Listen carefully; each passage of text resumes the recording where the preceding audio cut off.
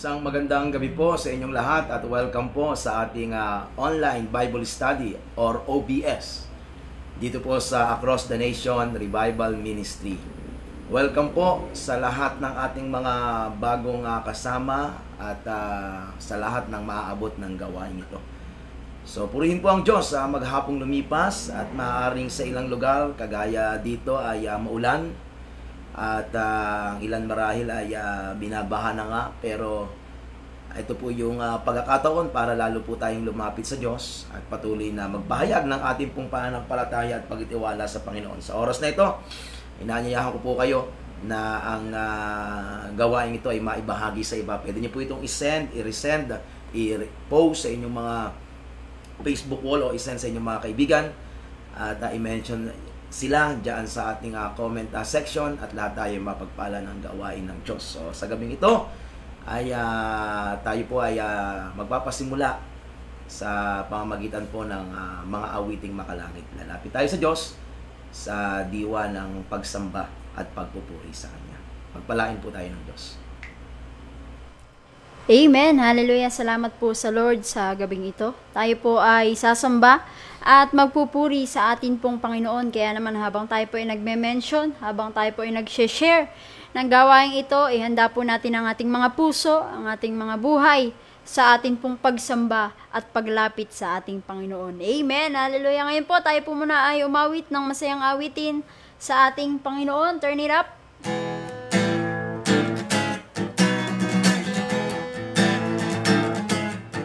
You are here as we lift you up. You are riding on our praise. Be enthroned over everything. You are seated in our praise.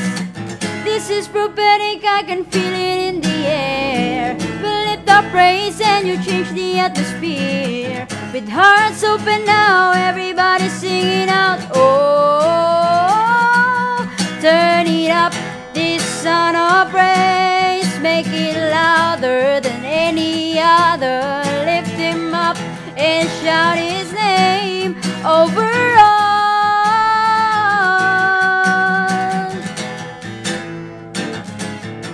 And as we praise, hallelujah, I can feel the change. As we praise, well, I can feel the change as your presence now invades.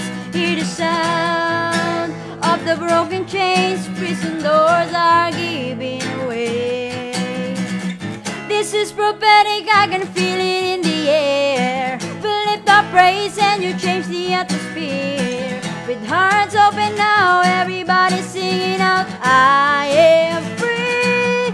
Turn it up, this sound of praise. Make it louder than any other. Lift him up and shout his name over all. Turn it up, this sound of praise. Make it louder than any other. Lift him up and shout his name over all. Hallelujah. Minsan pa as we praise. As we praise, well, I can feel the change as your presence now invades. Hear the sound of the broken chains, prison doors are giving way.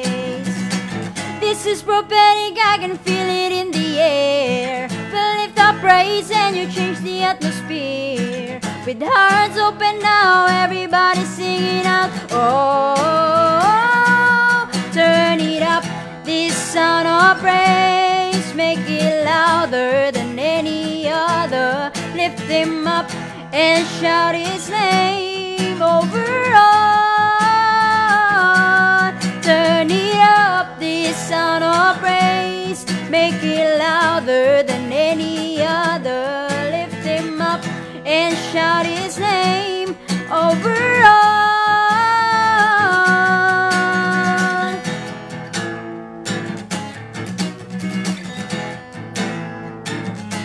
Our praise goes up, your rain comes down. Our praise goes up, praise goes up, our praise goes up. Your rain comes down, our praise goes up, our praise goes up.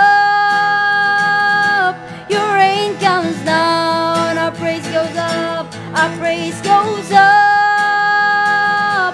Your rain comes down. With shouts of praise, we celebrate.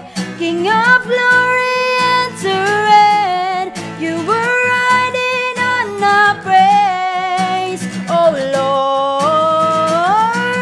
Turn it up, this sound of praise. Make it louder than any other. Lift him up and shout his name over all.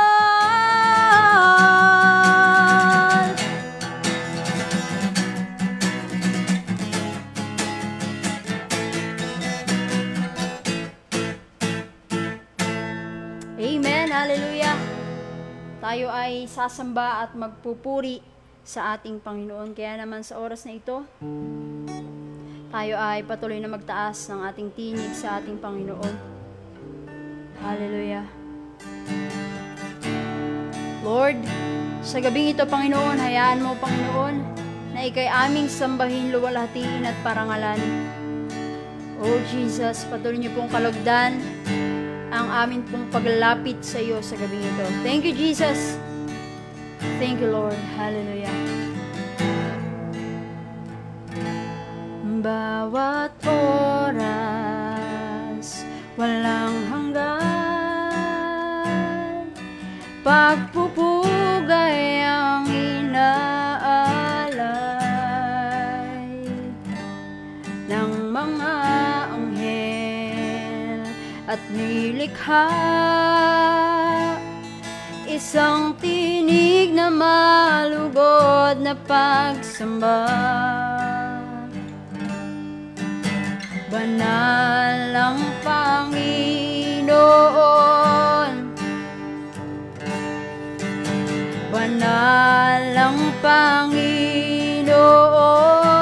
Hallelujah, hallelujah. Purihin ka,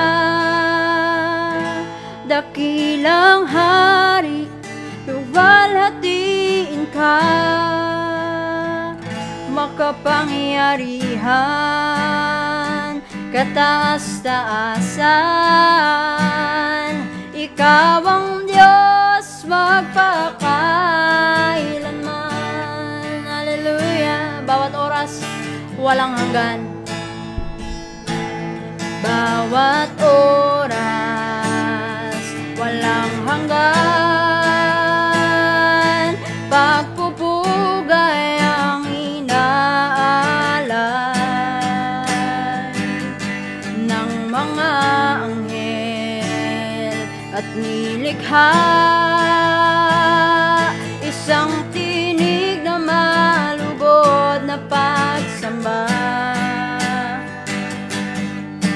Banal ang Panginoon, yes Jesus.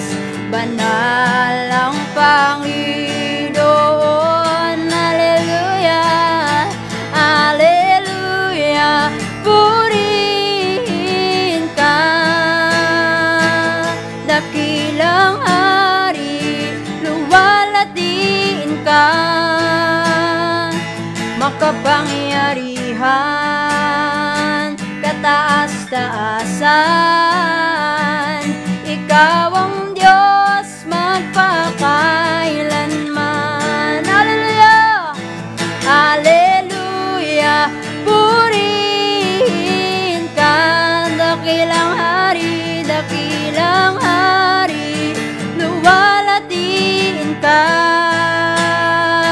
Makapangyarihan, kataas-taasan, ikaw ang Diyos magpakailanman. Sa'yo ang karangalan, lubos ang kabutihan. Bukas ngayon maghari ka, maghari ka, ika'y papupurihan. Sambahin ang iyong pangalan, bukas ngayon maghari ka. Sa'yo ang karangalan, lubos ang kabutihan, bukas ngayon maghari ka. Maghari ka, ika'y papupurihan. Sambahin ang iyong pangalan, bukas ngayon maghari ka. Hallelujah, purihin ka. Dakilang hari, luwalhatiin ka. Ika'y makapangyarihan, makapangyarihan, kataas-taasan.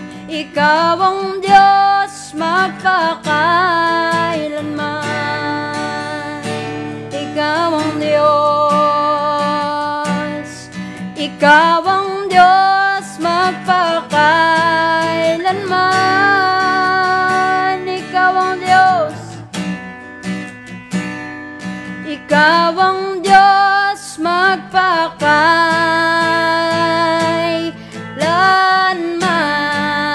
Hallelujah, Jesus. We praise you, God. You deserve all the glory, honor, and praises. Salamat po, Panginoon. Hallelujah.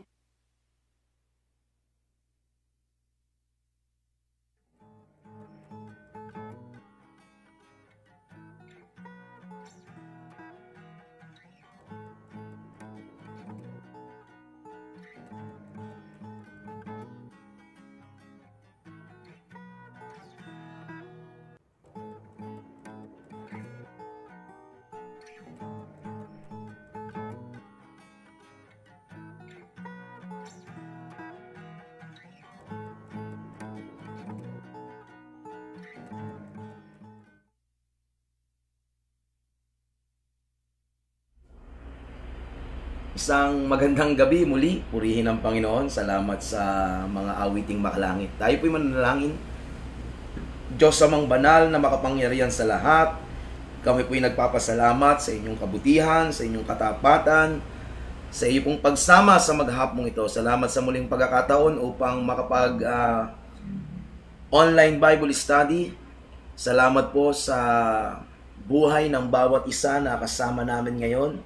At sa lahat ng aabutin ng gawain ito, dalangin namin, O Diyos, ang iyong pangunguna, pagsama at pagkilos. Patawad din po, Panginoon, sa lahat ng aming mga pagkukulang, pagkakamali at pagkakasala sa iyong harapan. Likhaan niyo po kami ng pusong dalisay at hayaan mo, Panginoon, na sa gawain ito, ikaw ay maghari at manguna. Lord, iniaalay namin sa iyo ang gawain ito, tinataas ka namin, dinadakila, pinupuri ka namin. Ito po yung aming panalangin sa pangalan ni Jesus. Amen. Amen. Praise God. So, tutuloy po natin yung ating pinag-uusapan last Wednesday at tatapusin na po natin ngayon ito yung part 1 ng End Time Deception. Pero sa susunod na linggo, End Time Deception pa rin tayo, pero nandun tayo sa part 2. This is going to be the last session for End Time Deception part 1. At last Wednesday, tinalakay natin yung mga pamamaraan, papaano tayo magtatagumpay sa huling panahong ito na puno ng mga pandaraya at panlilinlang ang kaaway. Papaano ba tayo makapananatili sa katotohanan at sa layunin ng Diyos? Hindi tayo ma-disqualify, hindi tayo maging casualty ng labanan, hindi tayo mawala sa takbuhing inilagay ng Panginoon sa ating harapan. So, how to avoid this end-time deception? Kaya sinimulan po natin itong talakayin last Wednesday at ngayon itutuloy po natin. First point na ating pong tinalakay last Wednesday, pwede nyo po itong balikan sa dito po sa page ng Across the Nation. Pwede nyo pong panoorin ulit. Okay, andyan lang po yan. Pero after 30 days, yan po ay i-delete ng Facebook. Kaya ginagawa natin, inaayos natin, sinesave natin, tapos ini-upload doon po sa ating YouTube channel. Meron po tayong Across the Nation TV sa YouTube, kaya pwede nyo po kayong mag-subscribe doon para po mabigyan po kayo ng notification kapag may mga bagong uploaded na mga videos na makatutulong sa ating pong ministry at personal spiritual growth. Dito naman sa page na ito, hinihimok natin kayo mga kapatid, ang bawat isa na ito po ay i-like at i-follow. So last Wednesday, pangunahin. Number 1 na dapat natin gawin para tayo ay magtagumpay sa huling panahong ito na puno ng mga panlilinlang at pandaraya ang kaaway ay ang manatili tayo sa salita ng Diyos. Okay? So, ang ating ginamit na talata ay John chapter 15. Siyempre, doon ay paulit-ulit na binanggit ng Panginoon, manatili kayo sa akin. Okay? Abide in me, abide in me, abide in me, abide in me, abide in me. Pero laging merong kadugtong, kagaya sa verse 7. John 15:7. If you abide in me, and my words abide in you. So, kaya yung ating unang point ay to abide or to remain or to dwell or to stay connected, to consistently be connected. Okay? Kaya ay ating ibinigay na punto, to remain in Christ or to remain in His presence is to remain in God's Word. Yan po yung una natin tinalakay. Ngayon pong gabi, talakayin natin ang pangalawa, to remain in His presence is to remain in the fellowship. Okay, ang manatili kay Kristo ay ang manatili sa fellowship. Yung manatili po tayo sa atin pong pagkakaroon ng communion, okay, connection, communication sa church na ating kinabibilangan. Hindi po nagkamali ang Diyos na tayo po ay dalhin kung saan man tayong ministeryo o church naroon. Alam ng Panginoon kung saan po tayo lalalim, saan tayo lalago, saan tayo magbubunga, saan tayo magiging kagamit-gamit. Ngayon, hindi po maiiwasan yung pagdating ng panahon na talagang may mga pangyayari na kuminsan ay nalilipat tayo, napupunta tayo sa iba. Pero, okay, babalik tayo dun sa bottom line.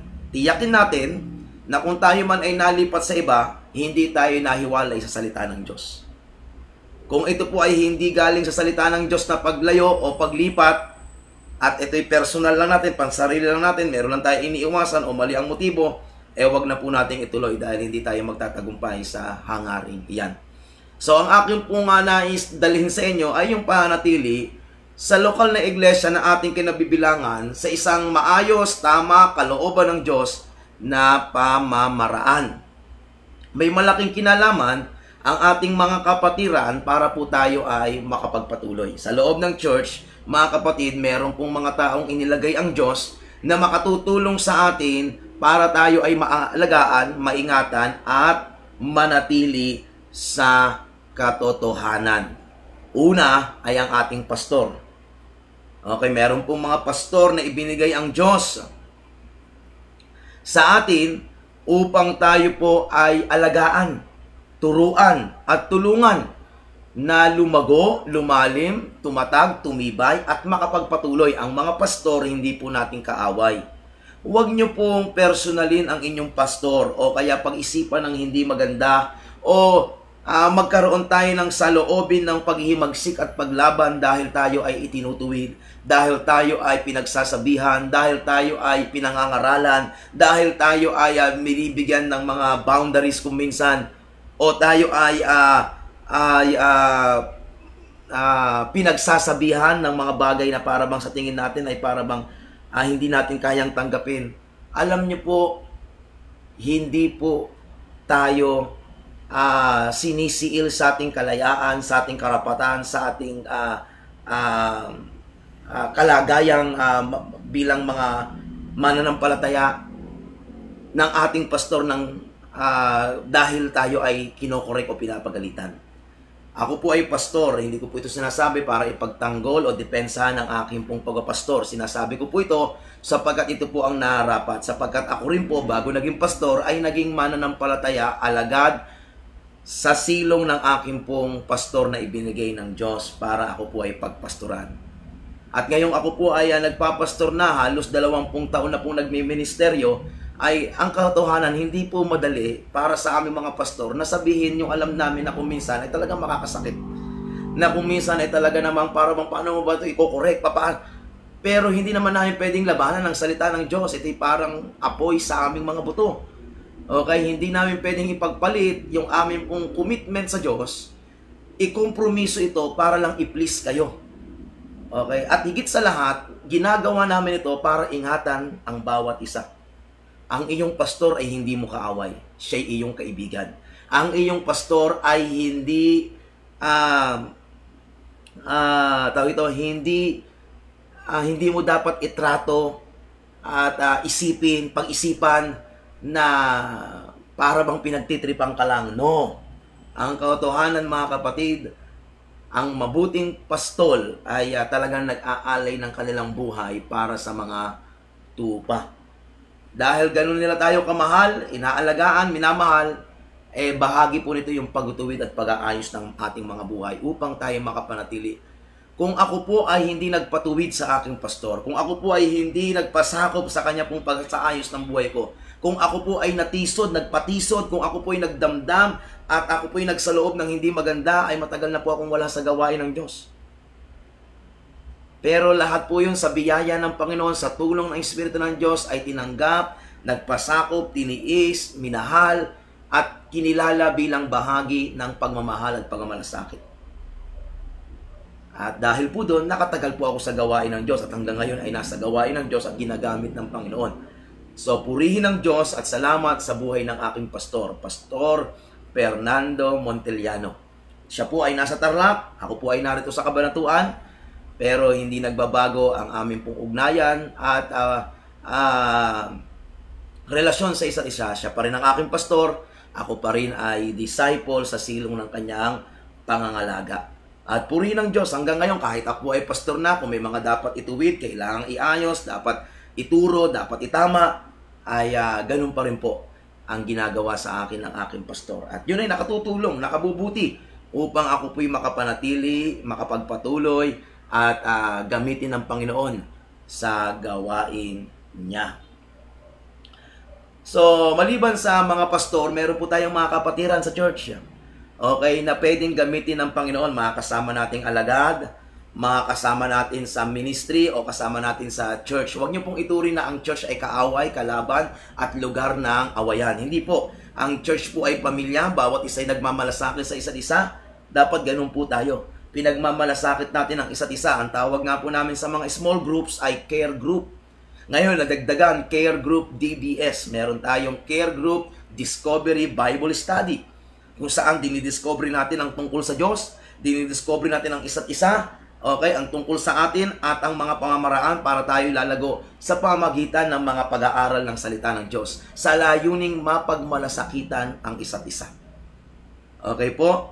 So, mahalaga po ito na katotohanan. Ang sabi ng Ecclesiastes chapter 4, verse 9 and 10, Ecclesiastes chapter 4, verse 9 and 10, two are better than one, because they have a good reward for their labor. Verse 10. Sabi po dyan, for if they fall, one will lift up his companion. So, meron tayong ministry of companionship. Pagsasama-sama. Pagsama.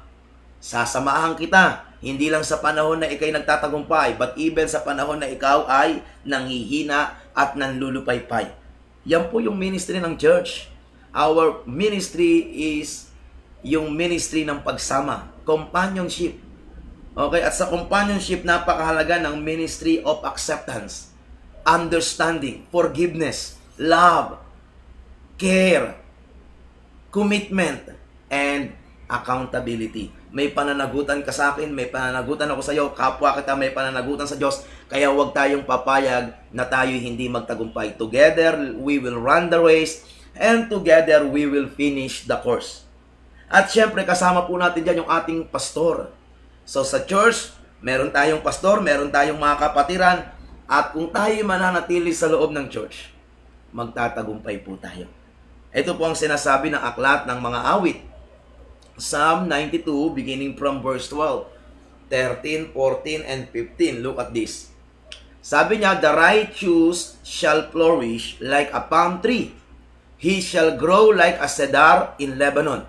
Ano ba yung katangian ng righteous na ito? Bakit siya po ay magpo-flourish? Bakit po siya ay tatatag, titibay at lalago? Gaya ng mga punong kahoy na ito na ginamit bilang paghahambing sa isang matuwid. Ano po ba ang katangian ng isang matuwid? Verse 13. Sabi niya, those who are planted in the house of the Lord shall flourish in the courts of our God. Ibig sabihin tayo pong mga matutuwid ngayon. We are the righteousness of God in Christ Jesus. There is this imputed righteousness in us. Nung tayo ay sumampalataya kay Kristo, tayo itinuring ng Diyos na matuwid. Okay, tayo na mga sumampalataya sa Kanya, hindi dahil sa sarili nating katwiran, but because of the righteousness of Christ imputed to us. Praise God. Amen? At bilang mga matutuwid, okay, ito po yung hinahanap sa atin ng Diyos. Kung nais nating manariwa, kung nais nating makapanatili, sabi niya, we must be planted. Where? In the house of the Lord. What is the house of the Lord? The church. Ang church ang tahanan ng Diyos dito sa lupa. Tayo ang tahanan ng Diyos. God inhabits the praises of His people. We are the temple of the Holy Ghost. So the church is not the building. Ang tawag dyan, church building. But the church is the assembly of God's people. And we as God's people, we are the dwelling place of the Holy Ghost. We are His residency dito po sa lupa. Nananaan sa atin ang Panginoon. At ano ang nais ng Diyos sa atin? Tayo naman ay manahan sa Kanya. We must be planted in the house. The house of the Lord is where the presence of the Lord is. Where His glory dwells. Sabi niya, those who are planted in the house of the Lord shall flourish. Verse 14. Sabi diyan, they shall still bear fruit in old age. They shall be fresh and flourishing. Kahit na sila ay magkaedad na, sila pa rin ay magbubunga, sila pa rin ay mananariwa, sila pa rin ay magniningning. Wow, praise God! Hindi po dinisenyo ng Diyos na ang ating Christian life habang tumatagal ay nanlulupaypay, habang tumatagal ay nangihina, habang nanlulupaypay ay lulugulugo, habang tumatagal ay lulugulugo, habang tumatagal ay mawala tayo sa gawain. Ang nais ng Diyos, habang tayo tumatagal, nadadagdagan yung ating edad, yung panahon, yung taon, yung pananatili natin sa gawain ng Diyos, lalo tayong nagiging sariwa, lalo tayong nagiging kalugod-lugod sa Diyos, mga mabubunga. Lalo tayong nagiging fruitful, lalo tayong nagiging productive, lalo tayong nagiging useful, effective sa gawain ng Diyos. At anong susi? Remain in the house. Remain in the fellowship.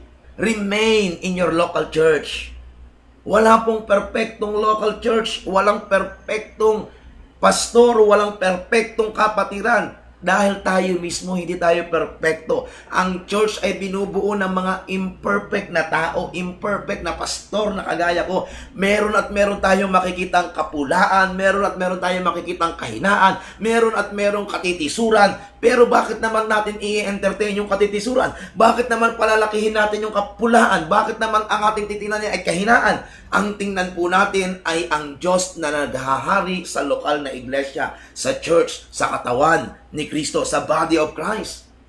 Kung ang titingnan po natin ay ang isa't isa, matitisod tayo. Kaya nga sabi, you fix your eyes to Jesus, the author and the finisher. May pagtatapos po ang lahat ng ito. At ang magtatapos ay ang Diyos. Huwag po nating ilagay sa ating kamay ang pagtatapos. Ayoko na, quit na ako, give up. No. Lahat po ng mga problemang dumarating sa church, lahat ng mga pagsubok na dumarating, lahat ng mga pangyayari sa church ay bahagi ng pagpo-flourish ng Panginoon sa church. Verse 15, ano sabi? To declare that the Lord is upright, He is my rock, and there is no unrighteousness in Him. Isipin po ninyo, dapat habang tumatagal tayo, lalo tayong may testimony, lalo tayong may patotoo ng kabutihan, kagandahan, katapatan, kapangyarihan ng pagsama ng Diyos sa ating mga buhay. Amen? Kamusta yung ating pagtagal sa church? Hindi po natin usapin ito kung tayo po'y tumatagal ng edad. Marami pong tumagal pero hindi na itanim. Kaya kaya nilang iwanan ng church. Kaya nilang ipagpalit ang gawain ng Diyos. Yes, kung kailan lang nila gustong dumalo, pag may time, salamat. Kapag wala, pasensya ka, pastor. Hindi po kayo kay pastor sumasamba. Hindi po kayo kay pastor naglilingkod sa Diyos. Huwag niyo pong akalain na kapag kayo ay hindi dumalo o kaya wala kayong panahon sa church, ay si pastor ang maapektuhan. Kayo ang maapektuhan yan dahil sa Diyos niyo yan ginagawa, hindi kay pastor. The ministry will go on, the worship will go on, magpapatuloy ito kahit wala ka. Pero kawawa ka, hindi ka lalago, hindi ka magbubunga, hindi ka magiging kagamit-gamit. Sayang. Kaya maraming mga mananampalataya ang tagal-tagal na, pero wala pa ring bunga, puro lang bunganga, amen ng amen, pero hindi naman ipinapamuhay. Kaya napaglilinlangan, napaglalaruan ng kaaway. Bumabalik sa paulit-ulit na mga kabiguan, pag-atake ng kaaway, like na defeated, talunan, bandage sa kahinaan, sa kasalanan, sa kaguluhan, sa sumpa. Walang tunay na pagtatagumpay. Hindi yan ang nais ng Diyos. God wants you to have total freedom, complete freedom, and victory over the works of the devil. Pero paano ka magkaroon ng victory? You are not committed. You are not consistent. You are not abiding. Sabi niya, those who are planted, ang nakatanim, magkakaugat. Ang nakatanim, tutubo at lalago. Ang nakatanim, magbubunga.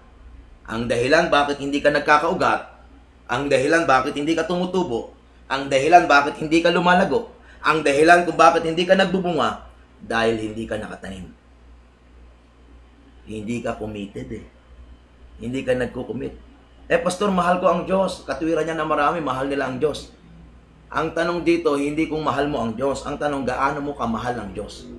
Pastor, sumasampalataya ako sa Panginoon. Oo, kahit nga ang mga demonyo naniniwala sa Diyos Ang tanong dito, hindi yung paniniwala mo sa Diyos at hindi yung pananampalataya mo sa Diyos. Kamusta lumalago ba yung pananampalataya mo? Yung paniniwala mo ba sa Diyos ay nagbubunga? Dahil kung hindi, isa lang ang dahilan, hindi ka nakatanim. Kaya pagdating ng mga problema, pagsubok, ikaw ay mababaklas, mabubunot, mahuhugot at aagusin dahil hindi ka nakatanim. So, anong challenge sa ating lahat mga kapatid? Be planted in the house of God. Stay, remain, dwell in the fellowship. Kaya nga yung mga disciple, pag akyat ni Jesus Christ sa langit, Acts chapter 1, umakyat ang Panginoon sa langit, binigyan sila ng instruction, manatili sa Jerusalem. At nang manatili sila sa Jerusalem, after 10 days, on the day of Pentecost, tinanggap nila ang baptism ng Holy Spirit. At ano ang kanilang ginawa? Sabi sa Acts chapter 2, beginning from verse 41 to 47, look at this. Acts chapter 2, 41 to 47, then those who gladly received His word were baptized. Ito yung mga naging bunga ng pangaral ni Pedro. Si Pedro ay naging bunga ng Espiritu Santo na siya'y lumakas, sumigla at nakalaya sa kanyang panghihina at siya'y nakapangaral. Pagkatapos siya mangaral, 3,000 ang taong nakakilala, naligtas sa Panginoon. At yung mga nakakilala, naligtas sa Panginoon, sabi, tinan niyo ito po those who gladly receive His word were baptized. Masayang tinanggap ang salita ng Diyos. Hindi nalungkot. Hindi sumama ang loob. Maraming mga mananampalataya hindi tumatagal sa gawain ng Diyos kasi hindi masayang tinatanggap ang salita ng Diyos. Lalo na kapag ito'y tungkol sa pagtutuwid, pagsasaayos ng buhay, confrontation. Pero kapag ang gusto, pagka yung mga gusto nila ang napapakinggan nila, grabe yan, ang sigla niyan. Pagka mga encouragement lagi, pagka motivation lagi. Pero kapag pinangaralan mo na ng pagtutuwid, pagsasaayos ng buhay, maniwala ka. Tumataas ang kilay ng mga yan. And that day, about 3,000 souls were added to them. Anong ginawa ng mga to? Verse 42. And they continued steadfastly in the apostles' doctrine. Itong sikreto, You continue steadfastly. Sa madaling sabi, they remain faithful, committed. And fellowship. Hindi lang sila natili sa doctrine, natili sila sa fellowship. Walang saysay yung dami ng alam mo sa doktrina, walang saysay yung dami ng kabisado mong talata, walang saysay yung dami ng iyong pinag-aralan kung wala kang commitment sa fellowship. Mahalin mo yung fellowship na pinagdalhan sa iyo ng Diyos. Mahalin mo yung local church na pinagdalhan sa iyo ng Diyos. Mahalin mo ang iyong pastor. Mahalin mo ang kapatiran. Mahalin mo ang gawaing pinagkatiwala sa iyo ng Diyos. Huwag kang parang tipaklong, lipat ng lipat kung saan-saan. Talon ng talon. Nakakuha niyo ba? Mga kapatid, huwag tayong tipaklong. Ulitin ko, sa mga ngayon lang nakaabot, meron po itong reference, meron itong konteksto yung sinasabi ko at binigay ko na kanina sa introduction. Meron talagang mga paghihiwalay na niloloob ng Diyos. Meron talagang mga pag-alis na ang Diyos ang may kalooban. Bakit? Kasi doon sa lugar na yon hindi ka tutubo, hindi ka magbubunga. Kaya dadaling ka ng Panginoon sa mas matabang lupa. Bakit? Meron din kasing mga pastor na talagang pabaya. Meron din talagang mga pastor na hindi committed. Paano ka bibigyan ng Diyos ng tupa at mga alagad kung ikaw mismo na pastor ay tamad? Kung ikaw mismo na pastor ay wala ng paglago? So, hindi ipagkakatiwala sa iyo ng Diyos yung mga tupa kung ikaw mismo na pastor walang commitment. So, ang konteksto ng ating pinag-uusapan sa isang local church na may pagsama ng Diyos. Sa isang local church na dinala ng Diyos para sa iyo o pinagdalhan sa iyo ng Diyos. Yun ang ating konteksto, no? Magtapat ka dyan. Verse 43. Okay. The fear came upon every soul and many wonders and signs were done through the apostles. Verse 44. Now all who believed were together and had all things in common, and sold their possessions and goods, and divided them among all as any one had need. So, continuing daily, commitment is daily. To remain is to live daily in the fellowship, with one accord in the temple. Okay, sisimbolo ng church. And breaking bread from house to house, they ate their food with gladness and simplicity of heart. Verse 47. Praising God and having favor with all the people, and the Lord added to the church daily those who are being saved. Kapag ganito ang church, magdadagdag lagi ang Diyos. Okay, kapag ka ang mga leader ay talaga namang committed kay Lord, kapag ka ang mga disciple ay committed, kapag ka ang mga mananampalataya ay committed, araw-araw ang Diyos ay magdadagdag. But don't expect the Lord to add to the church those who are being saved kung yung church na ito ay pabaya, kung yung church na ito walang paglalim. Tayong mga pastor, we must set the example. We must teach, preach, equip people, and lead by example. Amen? So that's the context, mga kapatid, ha? Hallelujah. Huwag po tayong tampurista. Huwag po tayong matitisurin. Lumago na po tayo dapat. Huwag po tayong balat sibuyas. Magpahubog tayo ng buhay. Magpa-disciple tayo. At magpagamit tayo ng buhay. Okay? Manatili ka sa church at magpagamit ka ng buhay. Ang daming mga tao sa loob ng church, padalo-dalo lang, pero hindi nagpapagamit ng buhay. Hindi po yun ang layunin ng Diyos. Pag sinabi natin commitment, hindi ka lang padalo-dalo. Okay? Magpagamit ka ng buhay. Yung iba, hindi na nga nagpapagamit ng buhay, hindi pa nagbibigay. Wala silang bahagi sa church. Basta sila magsimba lang. Pero yung obligasyon, responsibilidad at pananagutan, ayaw nila. Walang commitment. Ni magbigay ay hindi magawa ng magbigay ng may katapatan, sumuporta ng may katapatan, magpagamit ng buhay para sa gawain ng Diyos. At kung ikaw yan, magbago ka. Magbago ka na. Okay? Magtapat ka, magpagamit at manatili sa church na pinagdalhan sa iyo ng Diyos. Hindi tao. Diyos dapat ang nagdala sa iyo dyan. Ginamit lang yung tao. Okay? Kapag ka hindi ang Diyos ang nagdala sa iyo dyan, hindi ka magkakaroon ng kagalakan dyan, hindi ka magkakaroon ng paglago dyan. At ako'y naniniwala ang Diyos ay kumikilos para tayo ay dalhin sa tamang gawain na kung saan tayo ay lalago at magiging kagamit-gamit. Amen. Ang bilis ng oras. Hallelujah. Para ang hirap nitong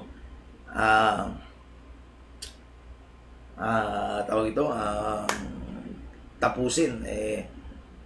Sayang yung message kapag kami nadali ko. Di ba? So, let's see Hebrews chapter 13 verse 7 and verse 17.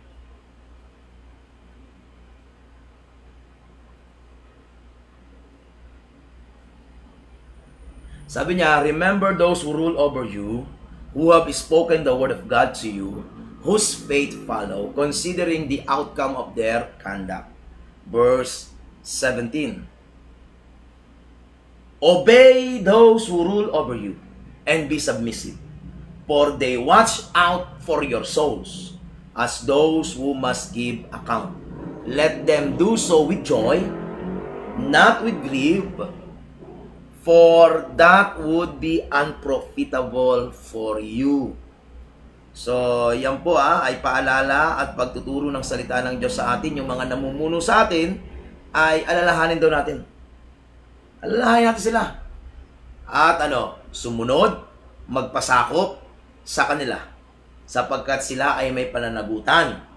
Sila ang mananagot para sa atin. Kung tayo po ay susunod sa kanila, magpapasakop, ito po'y magdadala ng kagalakan sa kanila. Ngunit kung sila po'y hindi nagagalak na maglingkod dahil sa ating mga attitude o gali, hindi po daw makakabuti sa atin.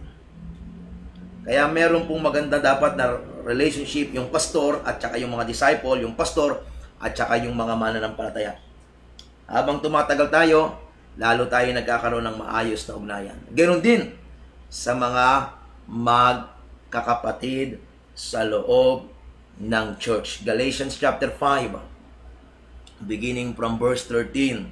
Look at this. Huwag niyo po sanang kalimutan ito. For you, brethren, mananampalataya, kapatiran, brethren have been called to liberty. Tinawag kayo para maging malaya. Only do not use liberty as an opportunity for the flesh. Ngunit huwag niyong gagamitin ang inyong kalayaan para pagbigyan ang nasa ng inyong laman. But through love, serve one another. Huwag po tayong boss sa loob ng church. Dapat tayo ay mga lingkod. Okay? Huwag tayong masyadong ma-entitled. Okay? Na lagi na lang tayo ang pinaglilingkuran. Dapat tayo matutong maglingkod sa isa't isa. Okay? Magpasalamat tayo sa loob ng church. I'm using the context of the church where I am the pastor. Dito po sa CHF. Merong tayong mga workers na nag-aasikaso sa atin. Well, salamat sa Panginoon. Every Sunday, Sabado pa lang, mag-aasikaso na yan ng lugar ng ating pagtitipunan. Dahil tayo po ay nakikigamit lamang, well, purihin ng Panginoon, nag-aasikaso yung mga yan.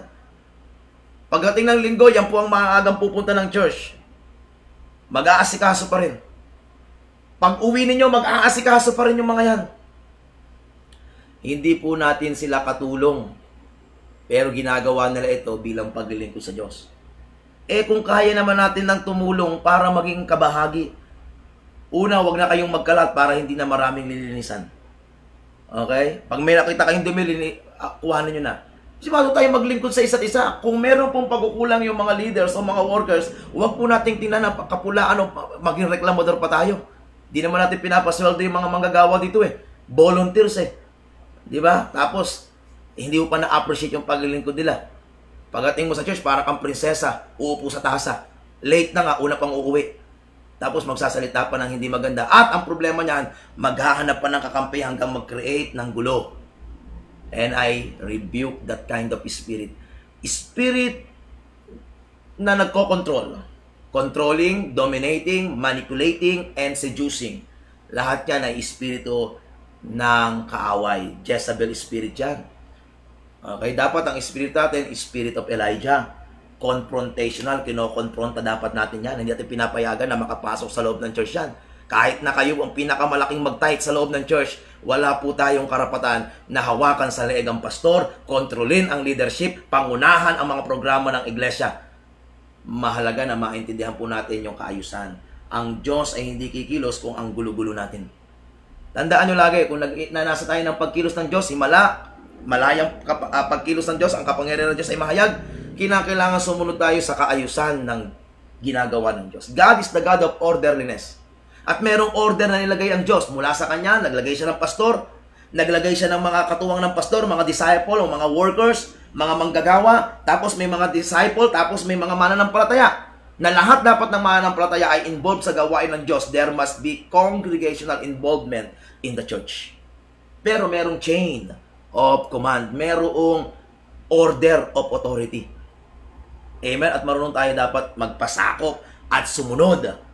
At tayong mga kapwa alagad, hindi rin tayo dapat nagiging para bang boss sa kapwa natin alagad. Magtulong tayo, let's serve one another, sabi doon. Huwag natin gamitin yung ating kalayaan para para sundin yung ating laman na para ba tayo ay pag wala si pastor umaasa tayo na kung sino. Hindi ganoon, immature yun. Okay, dapat hindi ganoon, mga kapatid. Iayos natin, ilagay natin sa ayos para kumilos ang Diyos. Sa bawat pagkilos ng Diyos, bago siya kumilos, inalagay niya muna sa ayos. Naalala niyo po sa John chapter 6, nagpakain ng Panginoon ng 5,000 kalalakihan. Yun lang ang binilang, pero marami pa. More or less, sabi ng mga scholars, mga sa 20 to 30,000 ang tao. Pero sila'y pinakain niya sa pamamagitan ng himala. 2 isda at 5 tinapay. Pero bago siya naghimala, anong ginawa niya? Sinabi niya sa mga disciple, paupuin ng mga tao. At pagpangkat-pangkatin sila. Ibig sabihin, inayos muna, inorganize muna. Okay? Inilagay muna sila sa kaayusan, sa order, bago gumawa ng himala. Ang kaguluhan ay hindi galing sa Diyos. Confusion, disorderliness, galing yan sa diablo. Dinadala sa church para tayo mag-away-away, para tayo magpangkat-pangkat, para tayo ay magkanya-kanya. God is the God of orderliness. And when there is order, we can expect the miracle of God. We can expect the manifestation of the presence, of the power, of the Word of God. Dapat merong kaayusan. Amen? Napansin ko na po yan sa church. Yung mga taong umasta, kung kala mo kung sino at hindi marunong sumunod sa protocol, sa pamantayan, sa order, ay inalis ng Panginoon. Okay?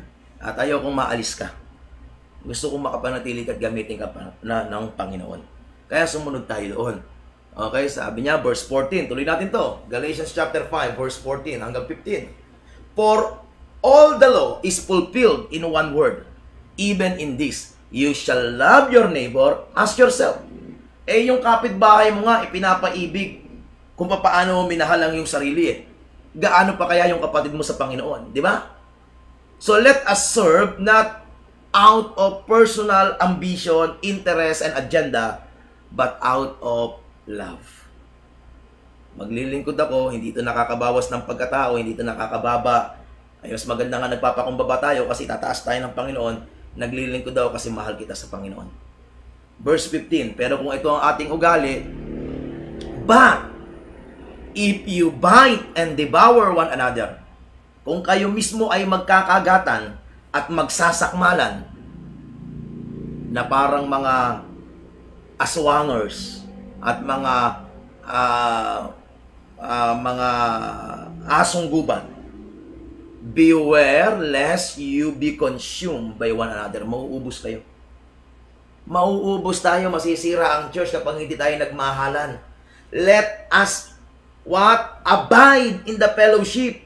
At para tayo makapanatili, huwag tayong magkagatan, huwag tayong mag-away-away. Your brother is not your enemy. The church is not a place ng pag-aaway-away. Don't fight the wrong battle. Don't fight the wrong enemy. Yung kapatid mo, hindi mo kaaway yan. Kagaya mo, may kahinaan pa din yan. Kagaya mo, may mga inaayos pa din yan ng Diyos. Kaya ilagay mo lagi ang iyong paa sa kanyang sapatos. Suot mo yung sapatos niya para maintindihan mo, maramdaman mo. Magkaroon tayo ng malawak na pangunawa, pagmamahal, pag-intindi at paglilingkuran sa isa't isa. Amen. Okay? So, manatili tayo sa church. Abide in the fellowship. To remain in the presence of God. To remain in His presence. To abide in Christ is to remain in the fellowship. To abide in the fellowship. At hindi tayo pwedeng magsabi na, dito ako sa church, pero hindi naman tayo nagpapasakop sa pastor. Hindi naman natin minamahal yung ating kapwa. At yan ang problema ng mga tiga-Korinto. Mula 1 Corinthians chapter 1 hanggang chapter 3, tinatalakayan ni Apostol Pablo sa mga tiga-Korinto na nagkaroon ng division. Sabi nila, kay Pedro kami. Sabi ng iba, kay Apollos kami. Sabi ng iba, kay Pablo kami. Kami, kay Kristo kami. Sabi ni Pablo, kailan pa nahati si Kristo? Sino ba si Pablo? Sino ba si Pedro? Sino ba si Apollos? Kami ay mga makamanggagawa. Kami mga magkakamanggagawa. Hallelujah. Huwag tayong mag-away-away. Magtulungan tayo. Amen? Hindi natin matapos. So, tutuloy natin sa susunod. Tulungan tayo ng Diyos. Andiyan po ba kayo mga kapatid? Let us remain in His Word. That's the number one. To avoid and overcome end-time deception, remain in Christ. To remain in Christ is to remain in His Word. Second, to remain in Christ is to remain in the fellowship, the church where you belong. Amen? Kapag ka hindi ka naman talaga dyan, gagawa ang Panginoon ng paraan, maliwala ka. Lalo na kapag yung church na yan ay hindi yung church ng Book of Acts. You study the Book of Acts. Amen? So, sa Wednesday, talagang hindi matatapos ngayon eh. Sa Wednesday, tutuloy natin to. Yung pangatlong point, to remain in Christ is to remain focused in His calling. Yan ang tutulong sa'yo para makapanatili ka sa katotohanan. Maniwala ka. Pag-usapan natin yan next Wednesday. Tayo po'y manalangin, dakilang Diyos na makapangyarihan sa lahat. Salamat po sa iyong kabutihan at katapatan. Purihin ka, luwalatin at dakilain ka sa gabing ito. Salamat po, Panginoong Diyos, sa mga paalala, pagtutuwid, pagsaayos, pagkatama ng iyong salita sa aming mga buhay. Lord, bigyan niyo po kami ng puso na mapagpakumbaba at handa itong tanggapin, yakapin at ipamuhay. Sa tulong ng iyong Espiritu at sa pagsama mo, Panginoong Diyos, kami maging mga tao, lingkod mo, mga alagad, mananampalataya, na pinaghaharian po ninyo. Lord, patawarin niyo po kami sa mga panahong hindi kami naging committed, consistent, connected sa local church na pinagdala mo sa amin. Sa mga panahong naging masuwayin kami sa aming pastor, naging rebelde kami sa leadership. Mga panahon, Panginoong Diyos, na hindi namin pinahalagahan ang ministry. Mga panahon na hindi kami naitanim sa gawain mo sa kaharian ng Diyos. Lord, patawad po. Ngayong gabi, Lord, itanim niyo po kami. Lord, itanim niyo po kami. Itanim niyo po kami, Lord. I pray, oh God, in the name of Jesus. Salamat po, Panginoon. At sa pagkakataong ito, Lord, I pray, make us someone you can trust of the ministry, the fellowship na pinagdalhan niyo sa amin. Salamat po sa pribilehiyo at tiwala. Pinupuri ka namin, pinasasalamatan at dinadakila. Ito po'y aming panalangin sa pangalan ni Jesus. Amen, amen. Nanonood yung mga tiga-Socorro, nakita ko, Pastor Jojo, praise God, Pastor Don, at sa Pastor June, sa mga pastor ng Socorro. July 23 to 31, nandyan po tayo para sa ating pong mission. Marami po tayong aayusin. Pagtulong-tulungan po natin. Lalo na yung mga estudyante ng TNET. Sa TNET Light sa mga tiga-Socorro. Ayusin po natin ang maraming bagay na makatutulong sa paglago at pagsulong ng gawain ng Diyos diyan po sa isla ng Bukas Grande sa bayan ng Socorro. Okay, sama niyo po sa panalangin, July 23 to 31. Sa mga tiga Samar naman at maging sa mga kasama natin sa Quezon Province, sa pababa, dyan sa South Luzon, okay, sa Southern Luzon, August 3 to August 15. Isama niyo po sa panalangin yung ating pong mission journey. Okay? So, salamat po. Purihin ang Panginoon. Sa Sunday, itutuloy natin. Dito po yan sa Kabanatuan, sa mga dumadalo sa ministry ng Across the Nation at sa mga kapatiran natin sa CHF, pastors and leaders, sa ating Ministry of Inner Healing and Deliverance Training, Part 2, 1:45 sa ating pong